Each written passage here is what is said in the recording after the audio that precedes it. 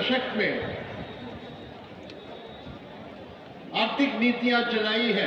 मानिक सरकार तेमनी केंद्रीय कमिटी एखाने मंचे सब लोग जहां हजारों के तादाद में जो खड़े हैं, मुझे पूरा विश्वास है कि मार्क्सवादी कम्युनिस्ट पार्टी जो कार्यक्रम अपनाएगी उस कार्यक्रम के साथ खड़े होकर आप कंधे से कंधे मिला के संघर्ष करते हुए आगे बढ़ेंगे।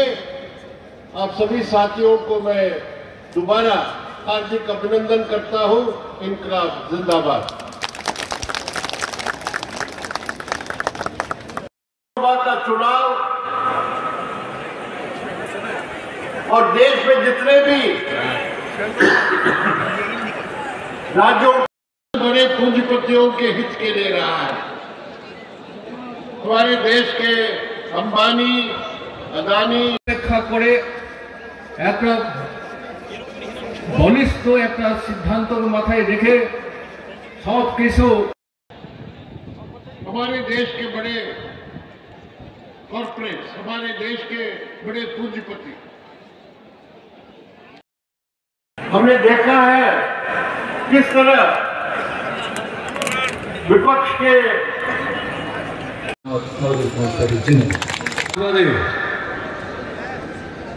प्राक्तन अन्यतम साधारण सम्पादक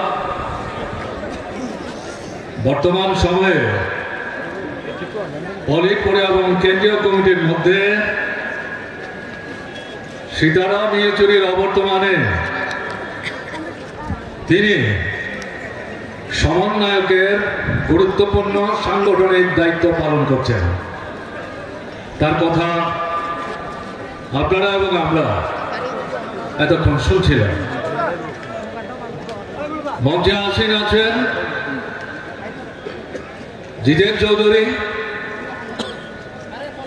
ভারতের কমিউনিস্ট পার্টি মার্ক্সবাদীর কেন্দ্রীয় কমিটির অন্যতম সদস্য এবং ত্রিপুরা রাজ্য সম্পাদক। তার কথাও আপনারা শুনেছেন, আমরা শুনেছি। আসীন আছেন মঞ্চে আমাদের দুজন কেন্দ্রীয় কমিটির অন্যতম সদস্য অতিথি রবীন দেব এবং অরুণ কুমার। এর বাইরে কেন্দ্রীয় কমিটির অন্যান্য সদস্যগণ, রাজ্য সম্পাদক মণ্ডলীর সদস্যগণ এবং আমাদের পার্টির নেতৃস্থানীয় সহযোদ্ধাগণ, আপনারা যারা এই সভায় হাজারে হাজারে নানা ধরনের প্রতিকূলতা এবং ষড়যন্ত্র উপেক্ষা করে সমবেত হয়ে এই সভাকে সামনের দিনের লড়াইয়ের বিকল্প বার্তা দিয়ে গেলেন, তার জন্য আপনাদেরকে আন্তরিকভাবে সংগ্রামী অভিনন্দন জানাচ্ছি।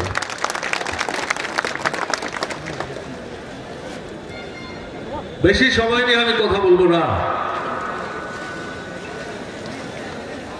আমাদের দেশে 11 বছর যাবৎ যে সরকারটা চলছে কেন্দ্রে আরএসএস নিয়ন্ত্রিত বিজেপির প্রাধান্যে বেশ কিছু দলকে একসাথে নিয়ে সম্ভবত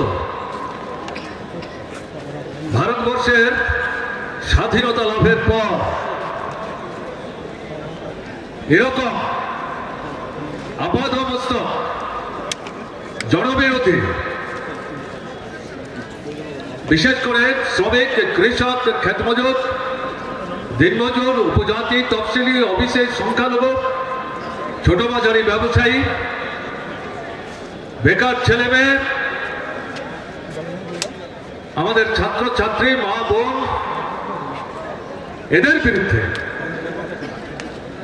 বর্বরোচিত অমানবিক এভাবে আক্রমণ সংগঠিত করতে এর আগের কোন সরকারকে আমরা দেখিনি এবং এই সরকার ভারতবর্ষের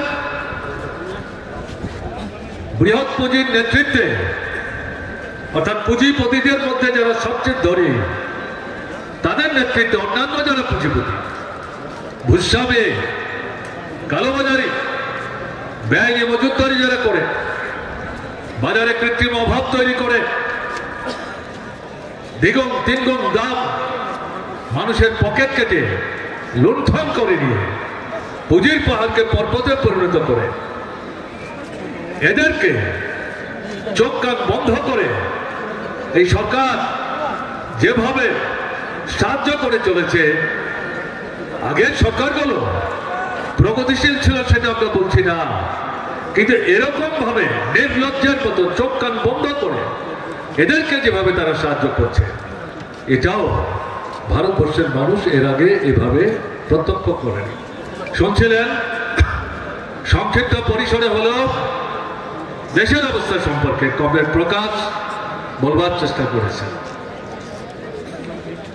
জিনিসের দাম বাড়ছে, টাকার দাম কমছে, মুদ্রাস্ফীতি বেড়েই চলেছে, মানুষের কেনার ক্ষমতা তলিয়ে যাচ্ছে, বেকার সমস্যা অন্যতম জাতীয় জ্বলন্ত সমস্যা, নিয়মিত নিয়োগ নেই, চুক্তির ভিত্তিতে 10 মাস 11 মাসের কাজ, এমনকি সেনাবাহিনীতে পর্যন্ত। ভারতবর্ষ এরকমটা এর আগে প্রত্যক্ষ করেনি।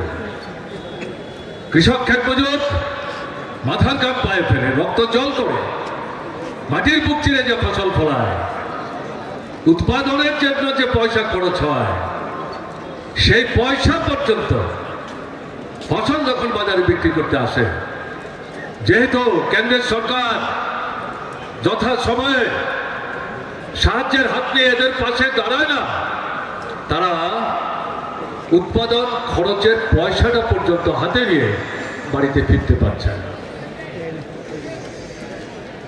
গণতন্ত্র আক্রমণ করছেন, আমাদের যে সংসদীয় ব্যবস্থা তার উপর আক্রমণ করছেন। গণতন্ত্রের সাথে ধর্ম নিরপেক্ষতা, ধর্ম জর্জর, রাষ্ট্রের কোনো ধর্ম নাই, রাষ্ট্রের চোখে সব ধর্ম সমান, আপনি চাইলে ধর্ম করবেন, যদি না চান আপনি ধর্ম করতে বাধ্য না, আপনি চাইলে স্বাধীনভাবে আপনি ধর্ম পরিবর্তন করতে পারেন, এক ধর্ম ছিল অন্য ধর্ম আপনি গ্রহণ করতে পারেন। ডক্টর বাবা সাহেব আম্বেদকর যেটা করেছিলেন, হিন্দু ধর্মাবলম্বী ছিলেন, কিন্তু হিন্দু ধর্মের প্রতি তার যে বিতৃষ্ণা তৈরি হয়েছিল তার থেকে বেরিয়ে আসবার জন্য তিনি সেখানে বুদ্ধ ধর্মের অনুরাগী হয়েছে। তার হাতেই তো আমাদের দেশের সংবিধান তৈরি হয়েছে। কাজেই এই যে ধর্ম is having the same issues and problems which are there in the rest of the country, because we have a BJP government here and there's a BJP government at the center.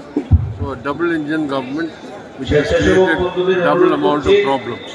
So whether it is the people's conditions, unemployment, price rise, rural distress, failure to implement Manrega, providing rations for all this is a failure on part of the BJP government, and our state conference will discuss all these matters, and I'm confident that they will come out with a plan of action program which will rally all the democratic sections and other sections of working people. When you say that the economy is in a bad condition, you say the money is going in few hands only, and they claim about Viksit Bharat and other things in such as... The recent figures show that the economy is going through a severe slowdown. So while there is a severe slowdown, people are suffering, but the only people who have profited or benefited are a handful of big capital. Thanks, sir. Thanks.